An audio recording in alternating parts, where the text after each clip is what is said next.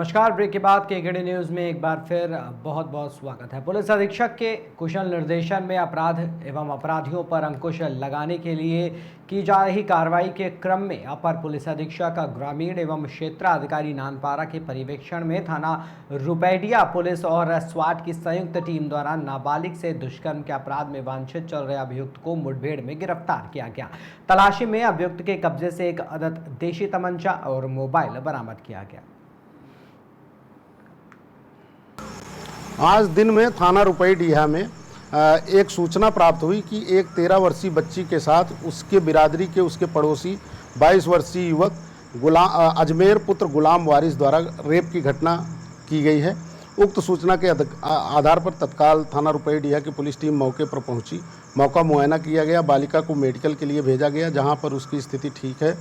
पीड़िता के पिता की तरफ से प्राप्त तहरीर के आधार पर समुचित धाराओं में अभियोग पंजीकृत करते हुए अभियुक्त की तलाश क्राइम ब्रांच की स्वाट टीम और थाना रुपैडिया की पुलिस टीम द्वारा संयुक्त रूप से प्रारंभ किया गया। इसी बीच अभी थोड़ी देर पहले मुखबिर के द्वारा सूचना प्राप्त हुई कि अभियुक्त अजमेर नेपाल बॉर्डर के रास्ते नेपाल में जाने की फिराक में है। उक्त सूचना पर क्राइम ब्रांच की स्वाट टीम और थाना रुपैडिया की पुलिस टीम ने संयुक्त रूप से नेपाल बॉर्डर पर स्थित पचपकड़ी गांव के पास में उक्त अभियुक्त की घेराबंदी की। अभियुक्त को रोकने का जब पुलिस टीम ने प्रयास किया तो अभियुक्त ने जानलेवा हमले की नीयत से पुलिस टीम पर फायर कर दिया, जिसमें जवाबी कार्रवाई में पुलिस टीम द्वारा की गई फायरिंग में अभियुक्त अजमेर के दाहिने पैर में गोली लगी। उसे हॉस्पिटल इलाज हेतु भेजा गया है।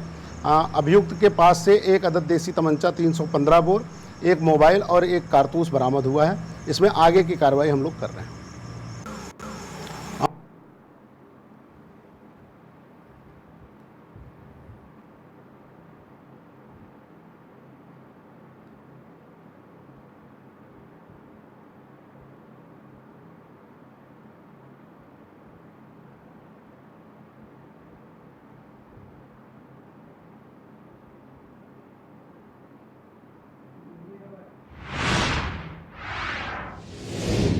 खबर बांदा से है, जहां पर पीड़ित ग्रामीणों ने जिलाधिकारी को लिखित शिकायत पत्र देकर न्याय की गुहार लगाई है। बता दें, पीड़ित ग्रामीणों का सार्वजनिक रास्ता गाटा संख्या 2257 है, जिनमें काफी अरसे से अतिक्रमण किया गया था, जिसमें उप जिलाधिकारी अतर्रा द्वारा धारा 133 के तहत आदेश पारित किया गया था। तब उसमें खड़ंजा और नाली बन चुकी थी। इसके बाद खड़ंजा और नाली गाँव के कुछ दबंगों द्वारा उक्त खड़ंजा उखाड़ कर फेंक दिया गया है। उक्त रास्ते को अपने कब्जे में कर लिया गया है, जिस कारण से वहां से लोगों का निकलना मुश्किल हो रहा है।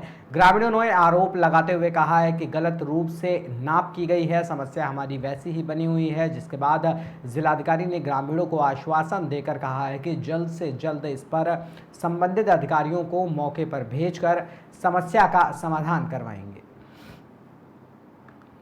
आपका सुमन कहाँ से आई? पुनाव से। क्या समस्या क्यों आई हो?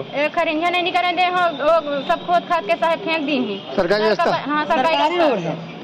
फिर अब 5 सरकारी परे हैं, उन्हें सब खोद फाड़ के नाली वाली सब फंसका दिन साहब। छोट छोट के नान के लड़का बच्चा है, सब सरकार एक गिरते। अच्छा, पाइप जो हर घर नल लगा वो निकाल फेंक दिया सब? हाँ, सब कनेक्शन है साहब। पानी नहीं आ पा रहा। काफी दिक्कत हो रही है। काफी दिक्कत हो रही है उससे। बहुत दिक्कत है साहब। तो इसकी शिकायत तहसील गए थे? हाँ, सगले आज यहाँ किसके पास आई थी? डीएम साहब के पास। क्या चाहती हो? हमें निकलने का रास्ता मिला। निकलने का रास्ता मिले? ये आपका प्रमोद जी कहाँ से आए? पुनाव भुजबल का प्रवाह। अच्छा, क्या समस्या क्यों आए हो? सर जो है हमारे आने जाने की रास्ता जो है वो खरंजा 40 साल का पड़ा हुआ है, सार्वजनिक वाला। उसको उखाड़ के फेंक दिए वो लोग। और जो है आम रास्ता है क्या? आम रास्ता है? नहीं, आम रास्ता है ना? हाँ, आम रास्ता है। सबको निकलने वाला? सबको निकलने वाला। ये बताइए कौन रास्ता खोद दिए हैं? विपक्षी वाले। क्या नाम है उनका? उसका नाम है सुखनंदन और महेंद्र। कई लोग हैं वो। कुल मिला के ये लोग कब्जा कर रहे हैं? कब्जा कर रहे हैं, खेत बना रहे हैं, उसको खोद करके खेत बना रहे हैं। तो इसकी शिकायत आपने किसी तहसील में दिया? फिर डीएम साहब के यहाँ आए। तहसील में कोई सुनाई नहीं हुई हमारी। एजेंट साहब का डीएम के पास आए यहाँ पे? क्या कह रहे हैं डीएम मैडम? डीएम बोले कि चलो शाम तक सबको बुला रहे हैं हम यहीं। आपका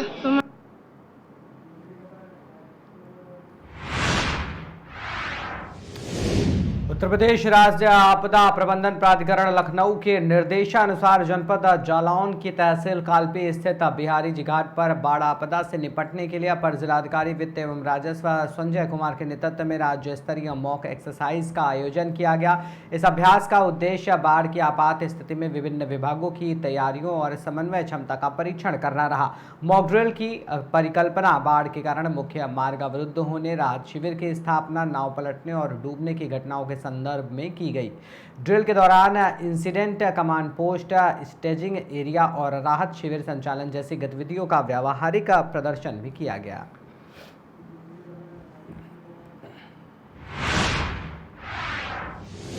बुलंदशहर सियाना कोतवाली पुलिस ने ईरानी गैंग के 3 शातिर सदस्य गिरफ्तार किए। बुलंदशहर की सियाना पुलिस ने महाराष्ट्र निवासी अख्तर फिरोज एवं निसार को गिरफ्तार किया।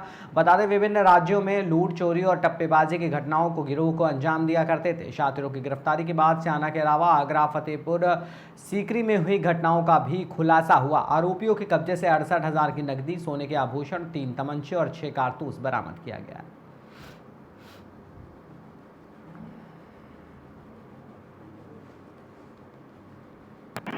थाना सियाना और स्वाट टीम की संयुक्त कार्रवाई में 3 सातिर चोरों को गिरफ्तार किया गया।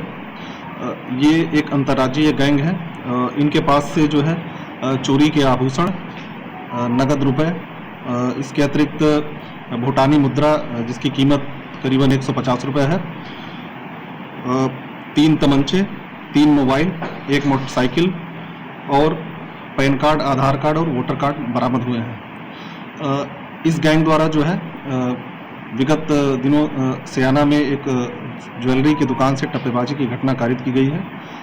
पूछताछ के दौरान इन्होंने टप्पेबाजी की घटना कबूल की है और इनके पास से जो है ज्वेलरी बरामद हुई है।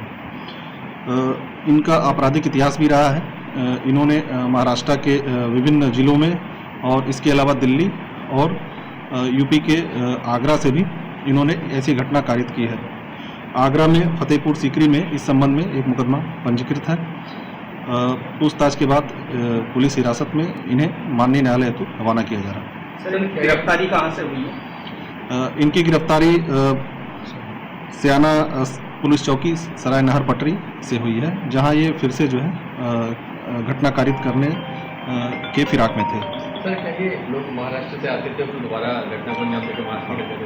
ये मुख्य रूप से महाराष्ट्र से आते थे और जिले के किसी एक होटल में रुकते थे और फिर वहां से ही जिले के विभिन्न भागों में जाकर टप्पेबाजी की घटना कारित करते थे।